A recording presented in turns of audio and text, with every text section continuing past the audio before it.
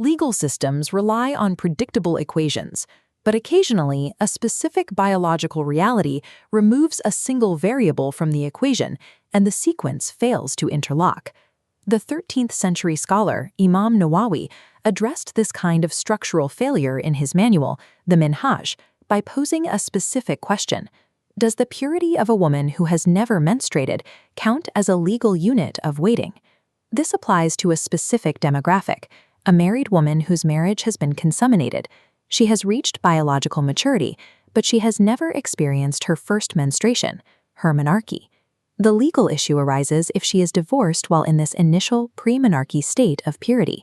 Answering this question determines the entire chronological output for the subject, as the presence or absence of a single biological marker alters the legal timeline. Following a divorce, Islamic law mandates the Iddah, a precise waiting period a woman must observe before she can remarry. The unit of measurement for this period is the Quru. In the Shafi school, a Quru specifically denotes a period of purity, the time between menstruations.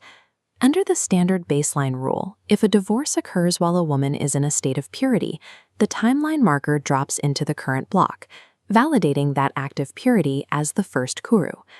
With one unit secured at the moment of divorce, the woman only needs to pass through 3 menstruations to complete the required waiting period. Applying this standard logic to a pre-menarche divorcee creates a contradiction in Shafi jurisprudence. To see the error, we must look at how Imam Nawawi maps the exact limits of the human body. Solving the paradox requires isolating the 2 independent biological variables, haid, which is menstruation, and tur, the period of purity. This chart maps the legal boundaries. For haid, the duration is bracketed at a strict 24-hour absolute minimum. It hits a hard boundary at 15 days, where excess bleeding is reclassified. The normative average sits between 6 and 7 days. When the blood stops, measurement shifts to the tur. A valid tur requires an unbroken minimum of 15 days of purity. The median runs 23 to 24 days, but this state has no maximum limit and can extend for years. These independent variables must lock together chronologically to construct a valid Iddah timeline for any woman. We now bring these variables back to day 1 of the pre-menarche scenario. This models 2 legal theories. Possibility 1 argues that a Quru is a transitionary phase from purity into menstruation. Since she is pure and will eventually menstruate, the transition is valid. Under this theory, her current state is Unit 1. But Imam Nawawi dismisses this. On the right, the system attempts to validate her orphaned purity, but the input instantly fails. The Shafi'i requirement for a Quru is tuhur mutawan bi damaini, a period of purity enclosed by 2 instances of blood. Because this woman has never menstruated, her current purity lacks a preceding boundary. It is an orphan state, legally invalid. We track this using a 101-day simulation. From day 1 to 10, she waits for her first menstruation. This orphaned block is void. On day 11, her first menstruation begins, ending on day 18, establishing the missing legal boundary. Only after this biological marker is set can the count begin. From day 18 to 40, she experiences a valid purity. The system recognizes this block as Quru 1. The cycle repeats. Her second menstruation ends on day 48, initiating Quru 2. Her third menstruation bridges to day 78, bounding Quru 3. The moment her fourth menstruation begins on day 101, the timeline instantly terminates. The final math is clear. A standard woman requires 3 menstruations to complete the timeline.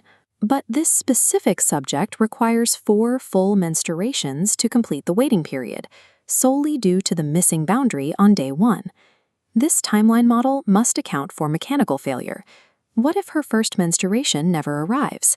If months pass without menarche, an absence protocol calculates her Iddah using 3 lunar months instead. If delayed by illness, the timeline pauses until cured. If she reaches age 62, a menopause protocol reverts her to the 3-month track. These built-in legal circuit breakers effectively prevent a subject from being trapped indefinitely in a mathematically impossible loop. To translate this logic for students, Shafi scholars employ a classic analogy, the journey of a train. In transit logic, a stage of a journey is the distance connecting 2 distinct stations. The time a train spends sitting idle on the tracks before reaching the very first station is excluded from the transit distance. The idle track represents pre-menarche purity. Station 1 is the first menstruation. Without reaching that first station, the journey of the Iddah hasn't begun. This legal question demonstrates how an identical biological state, purity, yields two different outcomes based on the markers that preceded it.